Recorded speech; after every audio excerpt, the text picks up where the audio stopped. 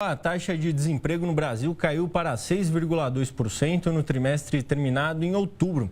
A informação foi divulgada pelo IBGE dentro da Pesquisa Nacional por Amostra de Domicílios Contínua. Essa, inclusive, é a menor taxa de toda a série histórica que começou em 2012. A queda foi de 0,6 ponto percentual no comparativo com o trimestre anterior. No mesmo período de 2023, a desocupação estava em 7,6%. E para repercutir esse bom momento do mercado de trabalho, a gente vai conversar agora com o Miguel Daoud, que é analista de economia e política. Miguel, obrigado por ter aceito o nosso convite. O que pode explicar, esse número que é, vamos dizer, histórico? Obrigado, Pedro, pelo convite. É um prazer estar aqui. Vamos lá. Eu acho que esse número é muito positivo, né? Na série histórica, de quando se apura a taxa de desemprego, é o menor que tem. Mas aí nós temos que dar aí um zoom nesses números para nós entendermos muito bem essa questão do trabalho no Brasil, né? O capital-trabalho, no passado, ele tinha uma proporção significativa na formação de renda, distribuição de riqueza. Com a evolução da tecnologia, internet, agora a inteligência artificial, o que acontece?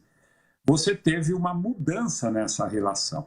E o Brasil, hoje, ele tem um custo de trabalho muito alto. Então, para a população de 103 milhões de brasileiros que estão ocupadas, nós temos apenas 39 milhões de trabalhadores com carteira assinada. Significa que são aqueles trabalhadores que pagam a previdência, que têm lá os seus benefícios. No entanto, os demais trabalhadores, eles estão na informalidade, né? Que nós temos a população sem carteira assinada, nós temos a população que trabalha na informalidade. Isso tudo são trabalhadores que são considerados na avaliação do trabalho, né? Na avaliação da apuração, mas que não geram arrecadação. Então, quais os problemas que isso causa para a nossa economia? É o que a gente está vivendo agora. Você vê, o próprio Galípolo já disse, olha, eu vou ter que aumentar a taxa de juros porque o desemprego está diminuindo. Uma notícia boa gera uma péssima, que é aumento de juros, né, que gera custo de governo, aumento de dívida, e aí o mercado entra em pânico, como nós estamos vendo agora, né? O dólar subindo muito, taxas de juros subindo muito.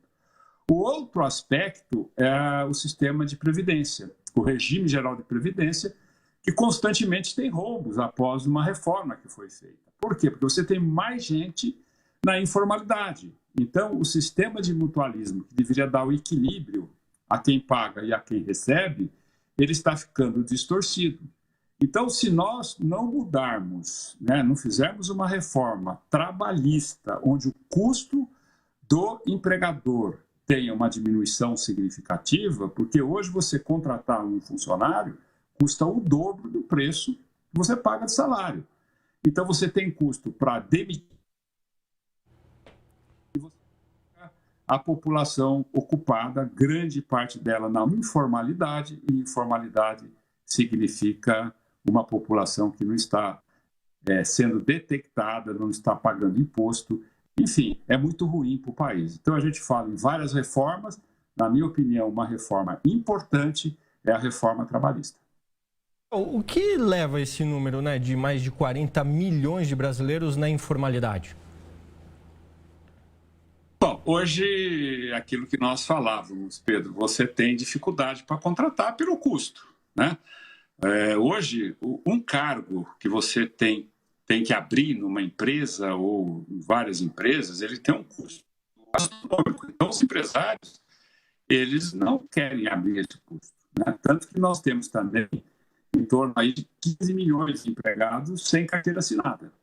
Agora, esse número de 40 milhões de informais são aqueles trabalhadores que estão no iFood, que estão no Uber, são aqueles, o pedreiro, o marceneiro, o carpinteiro, que hoje representa grande parte, né, da nossa economia, eles estão na informalidade. Eles estando na informalidade, eles não têm o reconhecimento dos benefícios e, portanto, não pagam imposto. Então, para que possamos resolver isso, seria necessária uma reforma trabalhista onde todos esses estariam habilitados. E um outro aspecto, né, mesmo para o crédito, é importante que a pessoa tenha uma carteira de trabalho, né, para poder pegar um dinheiro, para comprar uma geladeira, para poder fazer uma viagem, né, para financiar algumas coisas. Então, apesar, né, dessa boa notícia do número de desemprego diminuir, nós temos por trás desse número um grande problema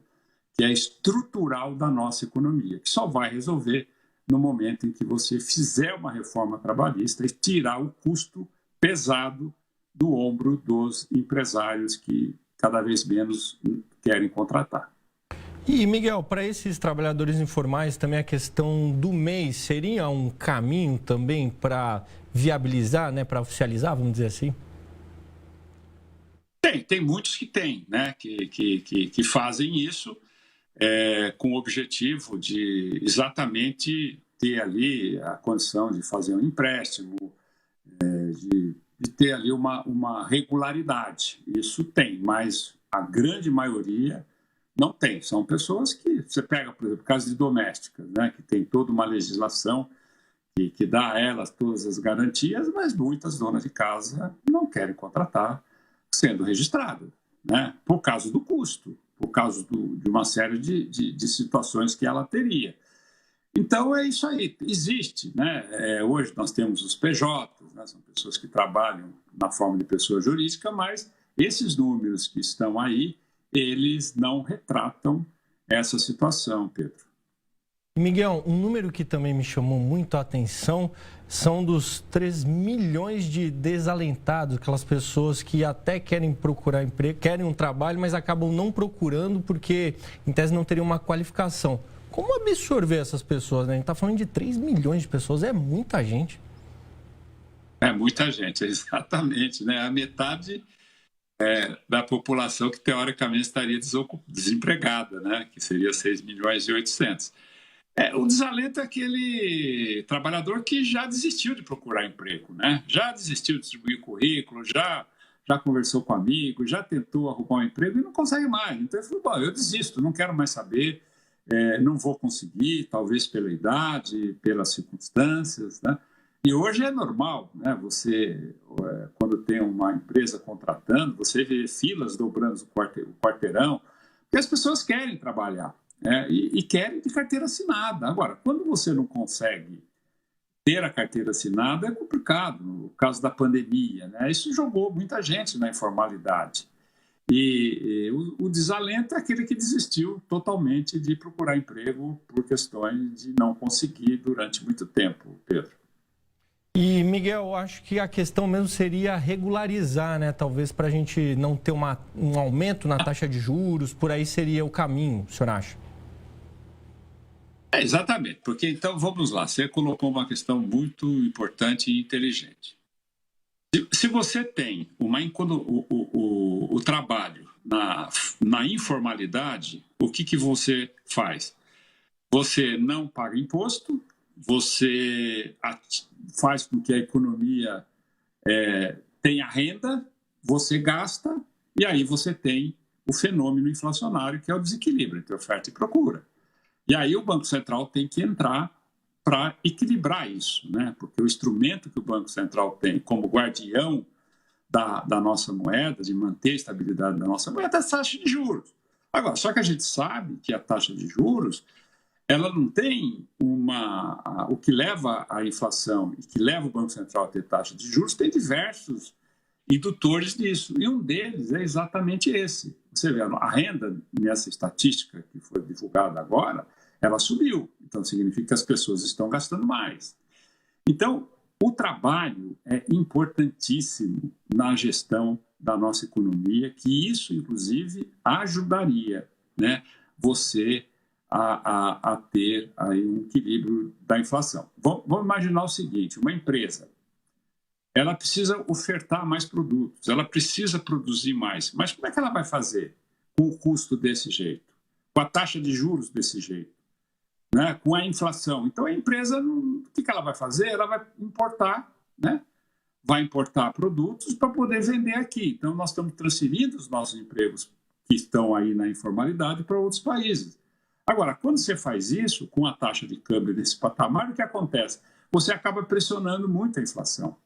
Então, a macroeconomia, eu acho que isso que é importante, que é o presidente Lula, ele fez um questionamento aos economistas, aos analistas, com razão, né? Ele é responsável por esse país.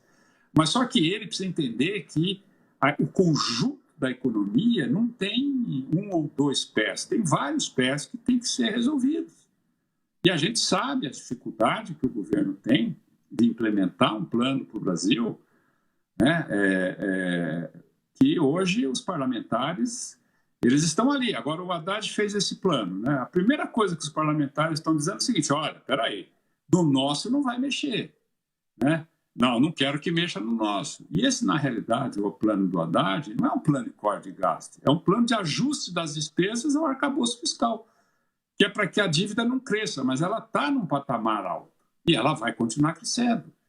Aí o mercado está olhando lá na frente, né? Porque os contratos negociados no futuro, eles são indexados pela inflação, pelo câmbio. Ele falou, opa, peraí, eu vou entrar bem com isso aí, eu vou perder dinheiro. Então, já começa a trazer para o presente esse cenário. Então, a gestão da expectativa para o mercado, ela não pode ser saci pererê. Ela tem que ter um conjunto de medidas que leve ao mercado a credibilidade para que ele possa trazer esse cenário para o presente.